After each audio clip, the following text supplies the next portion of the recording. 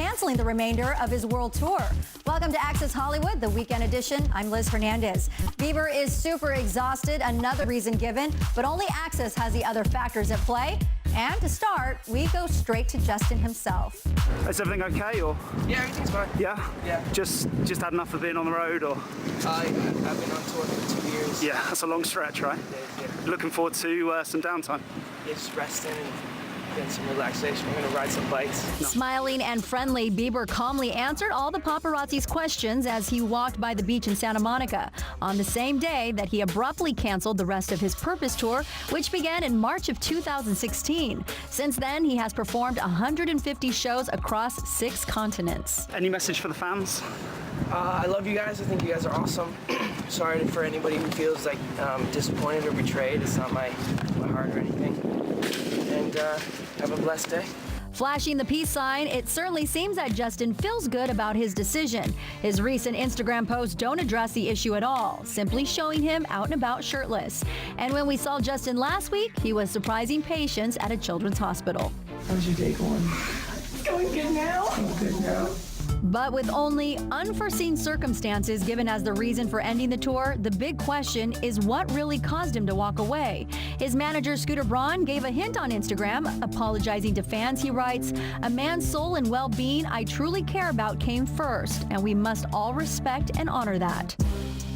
John Mayer, who once canceled a tour for medical reasons, echoes that perspective. He tweeted, "When someone pulls remaining dates of a tour, it means they would have done real damage to themselves if they kept going. We've lost so many great artists lately. I give Justin thumbs up emoji for realizing it was time to call it. You should too." Screaming during these breaks has gotta stop.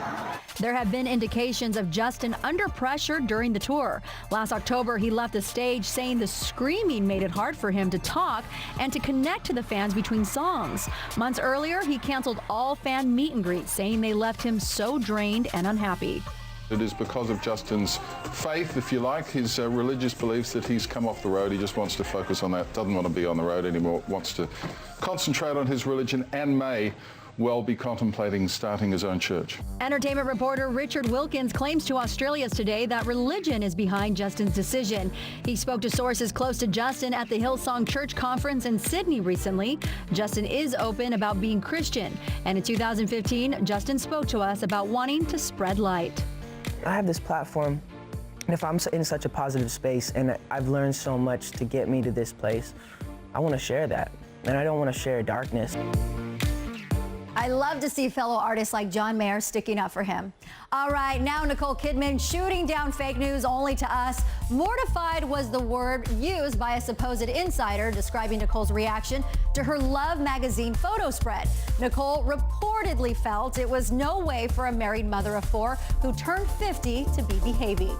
Well, it turns out this inside source was spreading a big little lie. I thought you looked stunning in the Love magazine shoot just came out this week. There was a report that you didn't like the photos. I can't imagine the photos. I like the photo. They look amazing. Was there a report that I didn't? Nicole was genuinely surprised by the fake news from Australia's New Idea magazine, claiming she regretted her racy Love magazine cover, in which she posed in a red bathing suit and cowboy hat. In another photo, she goes braless in a white t-shirt, and supposedly she was unhappy the pictures were more risque than she anticipated. Oh no, I love the photos. Okay, go.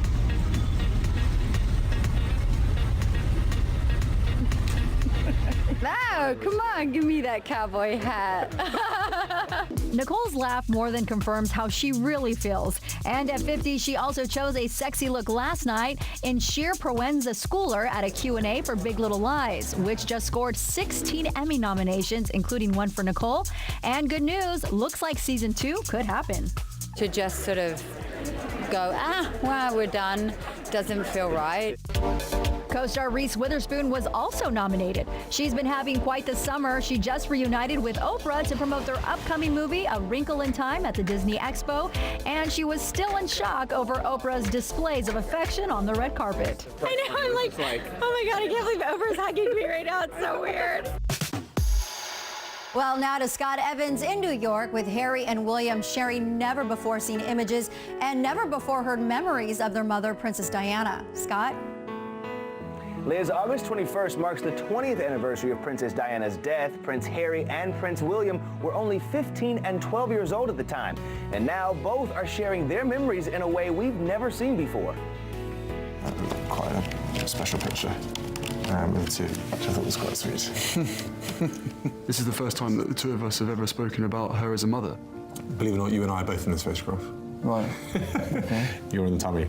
Quite a moment captured as William and Harry look through an old album filled with precious memories. In this shot, the boys are dressed as policemen, while in this one, Diana holds baby Harry on a yacht. It was taken by a young William. Nick Kent, executive producer of Diana, Our Mother, Her Life and Legacy, told me it was the prince's idea to look through the album as the cameras roll.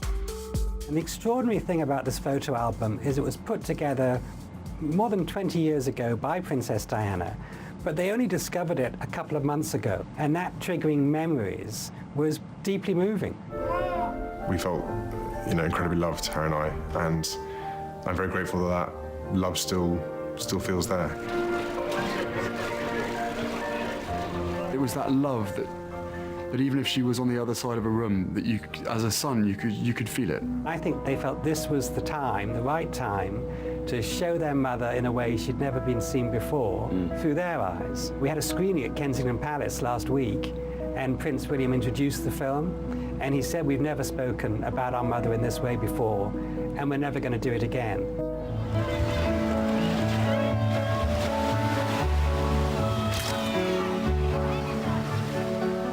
Our mother was a total kid through and through.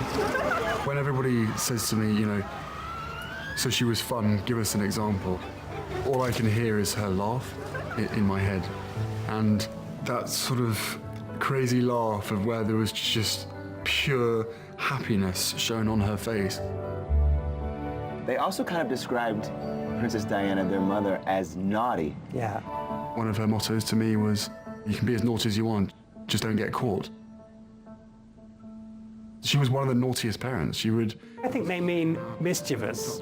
And she was a great practical joker. Yeah. So in the film, Prince William talks about when he was 13 years old, and he had posters of those supermodels, Cindy Crawford and Christy Turlington and Naomi Campbell on his bedroom wall. And he came back from school one day, and Diana had arranged for those three supermodels to be greeting him at the top of the stairs. You might think, lucky guy, but actually for a 13-year-old, mortifying. It was mortifying. In one of the most poignant moments of the HBO documentary, which is streaming now, Harry and William recall their final phone call with their mother. The conversation was short. At just 12 and 15, they wanted to get back to playing with their cousins. Of course they regret that they didn't know when they spoke to their mother for the last time that it would be the last time. Sir Elton John was a close friend of Princess Diana, and later he and Harry remember her compassion as she held the hand of an AIDS victim when little was widely known about the disease. Plus, how William is keeping the memory of his mom alive for his two children. That's next.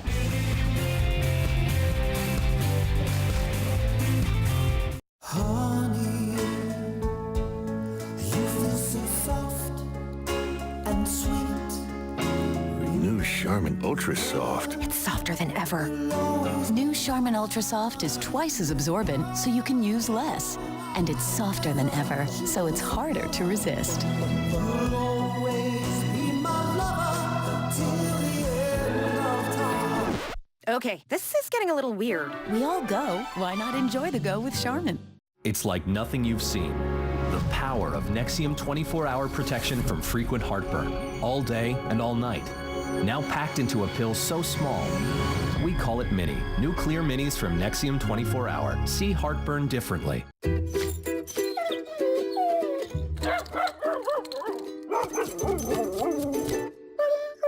Is your dog trying to tell you something? Allergic itch in dogs is a medical condition that's more common and treatable than you think. That's why there's prescription Apoquel, the revolutionary medicine that's giving millions of dogs the relief they deserve. Apoquel goes to the source of the itch to provide relief in as little as 4 hours. And Apoquel is safe, without many of the side effects associated with the use of steroids. Apoquel is for the control of itch associated with allergic dermatitis and the control of atopic dermatitis in dogs. Do not use Apoquel in dogs less than 12 months old or those with serious infections. Apoquel may increase increase the chance of developing serious infections and may cause existing parasitic skin infestations or pre-existing cancers to worsen. Do not use in breeding, pregnant, or lactating dogs. Most common side effects are vomiting and diarrhea. Don't wait. Ask your veterinarian about Apoquel today. Apoquel. It's itch relief worth barking about. Find your City Mini state of mind. New the City Mini Shadow Palette from Maybelline, New York. Our purest color pigments, curated for city-inspired looks. Maybelline's new City Mini Shadows. Make it happen. Maybelline, New York. There's a fight that's gonna happen, blood's gonna be shed. It's freaking me the hell out. This is unreal. There will be lots of fireworks on Monday's Bachelorette Men Tell All reunion show. Our Bachelor Nation expert Ashley I was there for the taping and now breaks down all the craziness, starting with her interview with Rachel. Did you go in wanting to talk to any specific guy, like get something off your chest? Because normally Men Tell All is about the guys getting stuff off of their chest. Yeah, I mean, I wanted the guys to have their moment, obviously, but I'm not gonna lie, like, I wanted to say something to Lee. You're damn right I enjoy pissing him off. There are things that I learned watching the show, outside of the show, just everything else that was going on, and I wanted to address it in a very, like, succinct way. I didn't want to give too much life into it, but I had to say something because I always have something to say. It was so good. Thank you. Thank you. It's been quite an eye-opener for Rachel, especially what went down between Kenny and Lee, now that she's had a chance to watch the season's episodes. You're a disingenuous snake, and I'm calling you on it. You. So, Lee's questionable behavior took up a big portion of the taping. Kenny Lee thing, I knew it was coming. Do I feel like it was like I said, if you thought you were sick of seeing it, and I was sick of being it, living it, it was the best thing for Lee so he could see multiple people disagreeing with the way that he behaved himself. We talked about Kenny and Lee for an hour and a half today. Was it just an hour and a half? Because it felt like 5 days. I just thought, what a great conversation to have. And this might sound stupid as a dad, but a teaching moment. I think Lee needed that. Yeah. And I really respect the way that Kenny and a lot of the other guys responded. It wasn't with anger. Has there ever been a Bachelor villain who didn't show up for the tell-all? It's not that they don't show up. What I don't like is revisionist history, like DeMario. Completely full of it tonight. No respect for that. Don't come here now and try and change history, because that's BS. Chris is referring to DeMario Jackson, who not only was disruptive on The Bachelorette, but then was embroiled in scandal with Corinne during the taping of Bachelor in Paradise. You thought you could tell this girl you were ready to wife her when you were in my bed. I can't even look at you right now. He was in a relationship with her. He told me many times, you're completely lying to me. And I just thought of all the people that would come in today and be very contrite, be very quiet and wholesome and repentant, and he went in a very different direction. Well, even when Chris Harrison is mad at you, you know you have problems. So much drama. All right, now to the drama-free World of Dance judges. The cut rounds are over, and now we head to the finals, and judges J-Lo, Neo, and Derek Huff, along with host Jenna Dewan Tatum, well, they're feeling the pressure of their power. We are at the home stretch of World of Dance. Are you guys excited with the results of who made it into the finals? We are, but we're arguing like crazy. I feel like this performance was a little safe for you. I totally disagree. It's hard because it's $1 million prize, so we're like, I mean, and it's up to us. These you know? three are. It's up to us, so it's daunting, it's scary. With a massive jackpot on the line, Derek, Neo, J-Lo, and Jenna are feeling the heat as World of Dance comes down to the wire. Did you guys find it hard to stay in your seats when they're dancing? You guys are dancers, so. We wanted to dance so much. I was like, why can't we dance? Should we dance with the contestants at the end? Should we? This crew has become really tight, with Derek giving us a glimpse of what goes on before the cameras roll. We got Queen Bee over there, always doing her makeup. She's, we will see. Yeah, whole team on that. All over it. But that's why she's a queen. Seems the queen also plays Hunger Games on the set. What did I hear? Something about you hiding sandwiches under the judges' table? Listen, I don't hide sandwiches. No, that's what's so great about it. She doesn't hide it at all. It's like crumbs on the desk.